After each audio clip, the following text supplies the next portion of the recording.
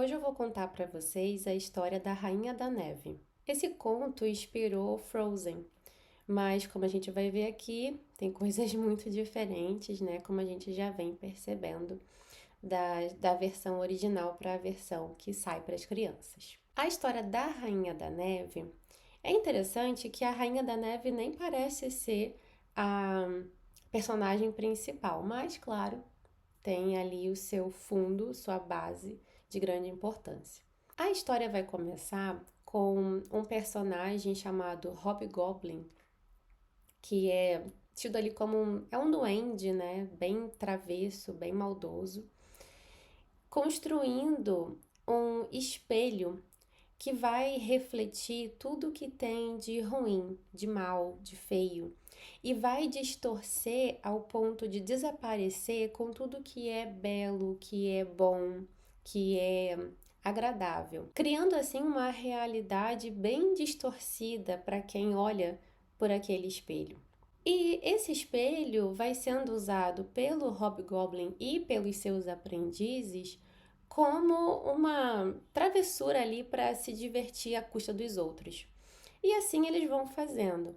Chega um momento que eles querem se divertir mais, então eles pensam em levar o espelho para o céu e se divertir à custa dos anjos. E assim eles fazem, só que nessa subida ao céu, cada vez mais que eles subiam, que eles, né, ficavam ali fazendo travessuras com os anjos, mais eles ficavam empolgados, né, extasiados, rindo bastante. Em algum momento, o espelho cai. Ele cai, se espatifa todo na terra, em trilhões de pedacinhos, virando tipo grãos de areia. E esses grãos de areia vão indo para tudo quanto é lado. E o que acontece? Quando esse grão de areia entra no olho de alguém, essa pessoa começa a enxergar o mundo de uma forma muito negativa, começa a ter uma lente negativa para o mundo, para as pessoas. Essa pessoa começa a ficar fria, cética. E se também esse grão atingir o coração, piora, né, mais ainda. A pessoa, ela fica insensível, ela não consegue mais sentir compaixão, afeto, aquele calor humano mesmo. Então se transforma em alguém muito negativo, frio. Essa é a primeira parte da história. A segunda parte da história se passa com os personagens que seriam duas crianças, Gerda e Kai, que são vizinhos. E eles são muito amigos, vivem juntos, fazem tudo juntos, brincam juntos. E são crianças adoráveis, inocentes, boas, tranquilas. Elas vivem num lugar muito frio, na Dinamarca. Chega um dia que o Kai sente uma fisgada no coração e no olho, mas logo depois passa. Acontece que Kai foi atingido logo nos dois, tanto no olho quanto no coração. E a partir desse dia, ele vai mudando, até se tornar uma criança muito fria, né? Como eu falei, fria, cética, insensível, que não sentia mais a doçura, né, que ele expressava antes. E nisso ele se afasta da Gerda. Ele começa a ficar mais com outros meninos, né, indo para a praça brincar e ela ficando mais de lado. Em um desses dias que ele está na praça brincando, ele acaba esbarrando com a Rainha da Neve, que o seduz e o leva para o castelo de gelo. Quando Gerda se dá conta de que o Kai não voltou da brincadeira, ela começa a ficar muito mal e perguntar por ele, e as pessoas começam a falar que ele deve ter morrido no gelo, no lago, e caiu e morreu. Ela fica extremamente triste. E assim que o inverno acaba, ela parte em busca dele. E aí vai começar todo um caminho cheio de obstáculos altos e baixos que ela tem que enfrentar, mas ela não desiste porque ela quer trazer o amigo dela de volta. Ela não aceita que ele morreu. E aí vão ter várias paradas, né, onde a princípio parece até que são momentos tensos, né, que ela está correndo perigo, mas vão se mostrar momentos onde, na verdade, a Gerda ganha cada vez mais maturidade e força para continuar esse caminho e até para conseguir trazer o Kai de volta. Ela consegue chegar no castelo e assim que ela vê o Kai, ele está praticamente congelado, né? A pele azulada, muito parado, não se mexia, então petrificado. Isso faz com que ela fique muito triste e comece a chorar. As suas lágrimas aquecem o Kai e derretem o gelo, tirando o grãozinho do espelho do coração dele. O Kai também começa a chorar e as lágrimas saindo retiram também o grãozinho do olho dele. E assim eles voltam para casa juntos. Eles conseguem triunfar em cima de tudo o que aconteceu a partir desse amor, dessa amizade. Voltam para casa. E quando eles chegam em casa, eles não são mais crianças, eles são adultos. O conto termina por aí. E tem vários pontinhos legais nesse conto para a gente destrinchar, para a gente refletir em cima, mas o que mais me chamou a atenção e que eu queria trazer aqui seria a questão de quando a gente começa a olhar o mundo, né, as coisas ao nosso redor, de uma forma muito unilateral. É uma coisa só, é isso e ponto final. Não tem conversa sobre isso, não tem nuances, camadas. E aqui no conto, né, foi retratado como um olhar negativo, frio, hostil, cético.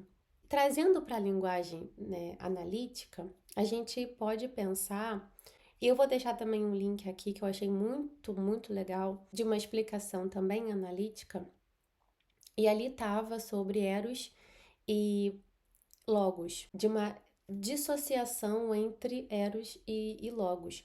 Nesse conto seria o Logos ficar muito mais em ênfase e Eros ficar apagado. Ou seja, o princípio do pensamento lógico ficar muito aceso e o princípio relacional ficar para escanteio. Porque no conto realmente foi o que aconteceu, né? Quando o Kai começa a ter uma visão cética e fria do mundo e também ficar insensível, um tanto arrogante, ele começa a ter um logos muito mais inflamado e quando ele se afasta da Gerda, ele se afasta de uma relação profunda, de um vínculo profundo. Então ele se afasta do princípio relacional, fica ali só no princípio do pensamento lógico. E isso vai esfriando a pessoa a ponto de ela chegar, como no conto, ficar aprisionada, né? E aqui a gente percebe a rainha da neve pegando o Kai logo nesse momento onde ele está afastado, né, de Eros, no caso da Gerda, onde ele está frio por dentro, porque, né, Eros vai representar esse calor humano, o calor do vínculo, o afeto, a afetividade. Isso tudo traz calor, né, e equilibra a frieza do Logos. Então a Rainha da Neve pega ele nesse momento e intensifica, né, o que já está dentro dele, intensifica essa parte vulnerável. Por isso que quando Gerda chega no castelo, ele vê, né, Kai lá petrificado. E o calor das lágrimas dela, o calor do sentimento, do amor, da tristeza dela é o que faz ele voltar para si e para ela, para o mundo, né? Então, esse conto, ele serve para a gente pensar nos momentos onde a gente começa a observar o mundo, as coisas ao nosso redor de uma forma distorcida. Alguma coisa entrou nos nossos olhos, entrou na nossa mente e começou a distorcer o modo como a gente percebe as coisas, enxerga as coisas. E essa distorção começa a fazer com que a gente entre em um desequilíbrio. Então a gente pode pensar em várias situações da vida, né, onde a gente acaba se esfriando por alguma coisa a gente acaba se esfriando, a gente acaba esquecendo de algumas coisas importantes para manter um equilíbrio. E a gente fica muito fissurado, muito focado em uma coisa, né? De repente, nessa coisa que aconteceu e que agora tira o nosso foco, distorce o nosso foco, a gente fica preso naquilo ali. É aquilo ali que vai ser o que vai levar você, né, nos próximos dias da sua vida. E isso por si só já causa o desequilíbrio. Então, como cai, entrou algo no olho dele, entrou algo no coração dele que distorceu a forma como ele viu o mundo, transformou ele em alguém rígido, frio, cético. E precisou o princípio relacional, Eros, representado pela Gerda, ir em busca dele para refazer o equilíbrio e assim ele voltar a enxergar o mundo de uma maneira mais ampla, né? Com várias nuances, com várias camadas, com, enfim, cores, né, diferentes, formas diferentes. E claro, voltar a sentir como antes, né? Voltar a sentir com a doçura que ele tinha antes. É claro que agora vai ter os dois lados da moeda. Nem tão doce assim, nem tão inocente assim, mas nem tão cético assim, nem tão frio, amargo assim, né? Então é sempre, como a gente fala muito na psicologia analítica, é a integração dos opostos. É sempre quando eu passo por alguma coisa, o interessante é não ficar naquilo ali, me prender naquilo ali. Passei por isso, experimentei, pego um pouco para eu poder equilibrar com outra coisa aqui. Então a vida é uma sucessão de experiências que eu aprendo coisas novas e essas coisas novas não vão ser agora só o que existe para mim. Não, é mais uma coisa que existe para mim e eu integro dentro de mim, dentro da minha mente, do meu sistema. Então, aqui foi muito legal perceber que tem essa questão do logos e eros, né, que seria o Caio, o logos, que ficou ali muito no princípio do pensamento lógico, frio, calculista, e a Gerda, né, trazendo ali o Eros, que seria esse princípio relacional, que é mais voltado para o vínculo, para o afeto, para o amor, para a construção, né, de vida. E um precisa do outro, porque o logos sem eros fica muito empobrecido na questão do vínculo, na questão de uma abertura, de um calor, né? Fica muito petrificado em só analisar, em ver isso e ponto final, não vejo beleza em nada, porque eu só vejo o que é e eu não dou sentido para aquilo, eu não dou qualidades para aquilo, eu não dou simbologia, símbolo para aquilo. E o Eros sem o Logos fica uma coisa muito também sem fronteiras, né? É uma coisa onde a gente acaba se dissolvendo, né, nas relações, nos vínculos, causando até uma dependência emocional de estar na relação, de estar no vínculo. Eu também não acabo não nomeando os limites daquilo ali. Então, um sem o outro, né, fica sem limites, né? A gente pode botar assim. Então, de certa forma, também podemos deixar uma última reflexão para esse conto, onde ele chama atenção para a gente pensar o que acontece quando perdemos o contato com a alma. Porque o Kai também perde o contato com a alma, né? Ele fica só em contato com o que está ali diante dele e o que está ali diante dele é sem valor, é pequeno, é feio, ponto final, nada mais que isso, seguir a vida, né? Então perde contato total com essa alma que também perde com o self, né? O self, a gente também pensa self como alma. E só para deixar aqui, mais uma vez, né, a gente falou sobre várias coisas até agora aqui no canal, e todos os contos a gente percebeu um processo de individuação. Esse também tem o processo de individuação, que seria a Gerda, né, a caminho de buscar o Kai, que também nós vemos o self agindo, né? Porque o self, como centro organizador da psique, é ele que vai estar ali tentando equilibrar o que está em desequilíbrio.